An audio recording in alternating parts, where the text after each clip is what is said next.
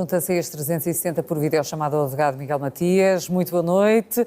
Rui Pinto vai ser libertado durante este fim de semana por decisão da juíza, mas com a oposição do Ministério Público. A magistrada fundamenta a decisão com a colaboração com a Justiça. Não existe em Portugal a figura de delação premiada, mas, na sua opinião, como justifica a ordem da magistrada? Olá, boa noite, Cristina. Peço desculpa por a minha ligação de internet não ser a melhor, mas vou tentar que me ouça e que me veja. Eu tive a oportunidade de ler o despacho, tive a oportunidade de ler a promoção do próprio Ministério Público, que se opôs, portanto, a esta libertação.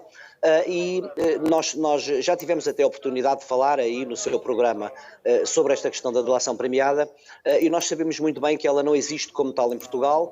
Tem vindo a existir um debate no meio judicial com alguns prós e muitos contras, e, no entanto, esta circunstância parece-me a mim ser não só atípica, mas também uma forma de ultrapassar aquilo que a lei não prevê.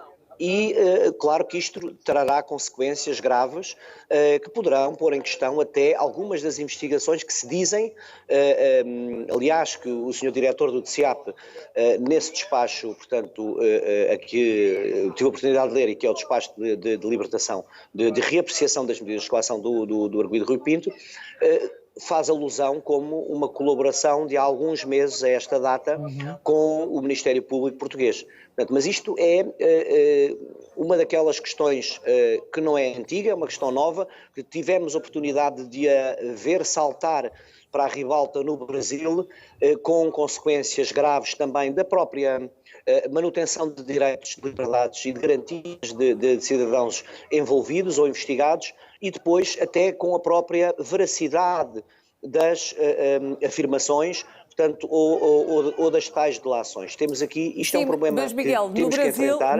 Miguel, presumo que me esteja a ouvir, mas no Brasil esta situação está prevista, em Portugal não está prevista de todo. Por isso mesmo, pergunto-lhe, não está. Estando Rui Pinto relacionado com a revelação de casos como o Futebol Leaks e Luanda Leaks, a defesa já avisou que é o levantar do véu de grandes redes criminosas e de corrupção. Sim. Conforme lhe disse também, o arguido desbloqueou os códigos de acesso de todos os discos rígidos.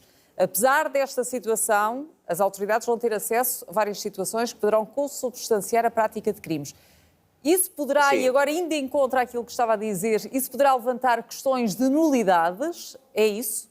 Pode levantar questões de nulidade, porque, repara, a prova tem que ser obtida segundo os parâmetros da própria lei. Portanto, porque senão caímos em prova que é claramente nula. E, portanto, se nós estamos a basear ou a fundamentar novas investigações com base em ilícitos penais, portanto, porque não nos podemos esquecer que Rui Pinto está acusado, pronunciado e vai ser julgado por 90 crimes, todos eles de intrusão, portanto, em sistemas informáticos, abusivamente, e que a lei prevê e tipifica como crime, naturalmente que não podem valer como prova. Podem servir apenas como notícia de crime para que o Ministério Público investigue.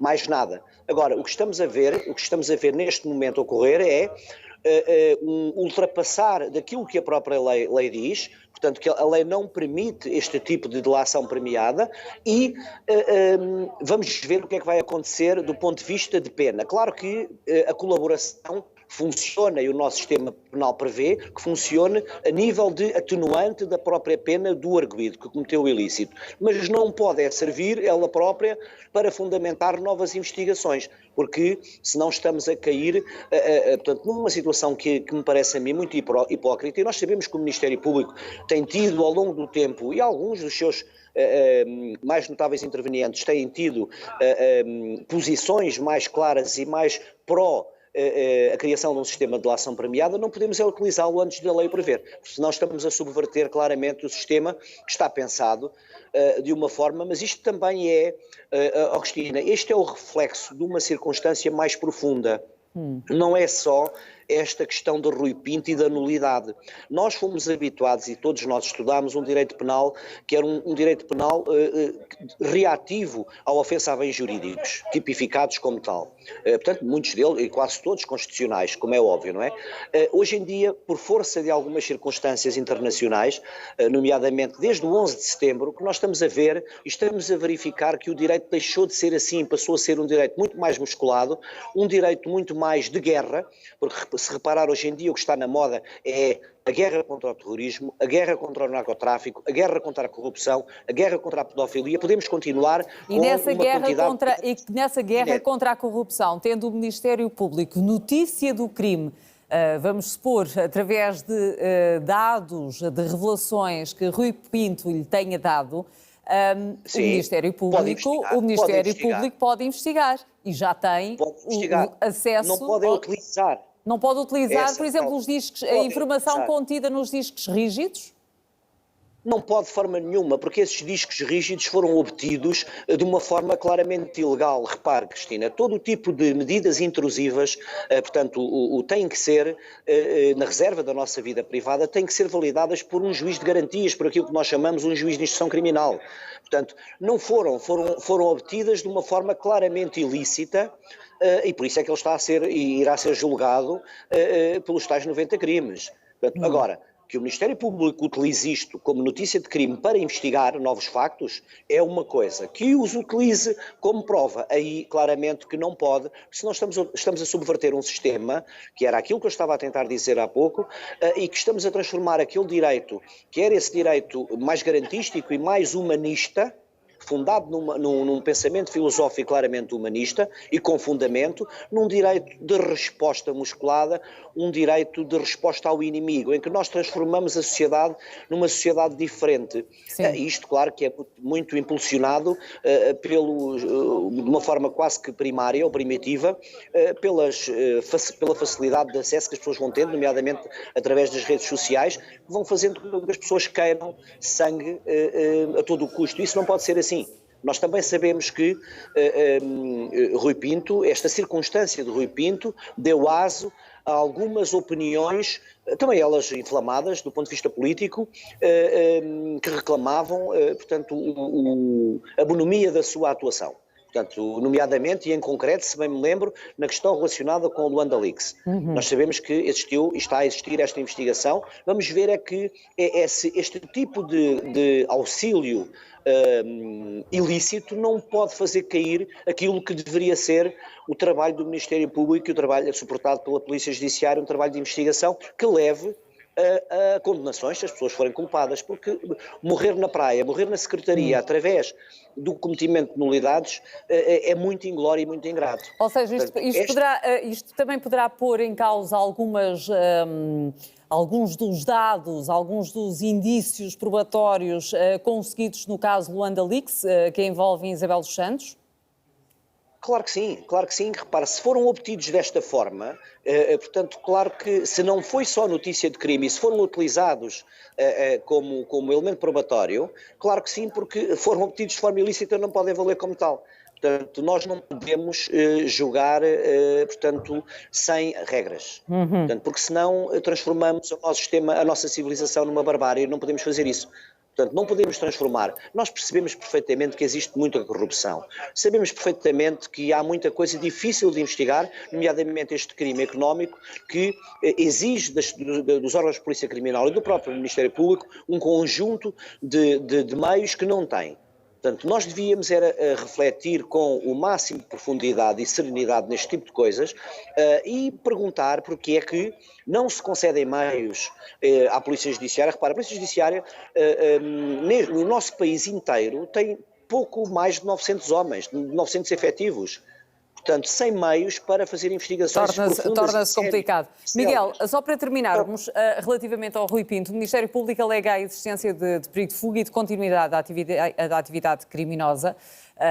Por isso mesmo queria que fosse mantida a medida de coação. Num caso destes, é usual uma divergência tão grande entre magistrados e como é que vai ser a partir daqui? Portanto, há que zelar pela segurança do arguido. Cristina, isto é uma daquelas coisas que faz quebrar aquele princípio que nós aprendemos na faculdade, que é o princípio da certeza jurídica. Portanto, em que nós estamos um pouco ao sabor do magistrado que vai calhar em determinada circunstância. Nós sabemos que há magistrados que o Ministério Público diz ai e o magistrado diz amém. Nós sabemos que há magistrados que fazem o contrário. Portanto, são muito conhecidos. Exatamente o contrário. Portanto, agora, nesta circunstância concreta, o Ministério Público entendeu que os pressupostos para para a manutenção da medida que era privativa de liberdade e que era também privativa de acesso à internet, que foi o meio do cometimento do crime. Sabemos perfeitamente que o Ministério Público conhece o caso, se opôs, portanto, à libertação, porque o Rui Pinto, neste momento, como medida de coação, vai passar à mais leve de todas elas, que é o termo de identidade e residência. Portanto, e esse tipo de passagem, de ultrapassagem, não é comum, mas também nós sabemos que neste momento Rui Pinto está na fase de julgamento. O próprio juiz já tem acesso a todo o processo. Portanto, não é um juiz de instrução, portanto, será um juiz de julgamento. Portanto, mas não é vulgar, não é comum, porque os pressupostos da aplicação das medidas mantêm-se perfeitamente e o Ministério Público fundamenta-os muito bem. Aquilo que a juiz vem dizer que é a colaboração, isso não é um pressuposto que afaste a aplicação de uma medida.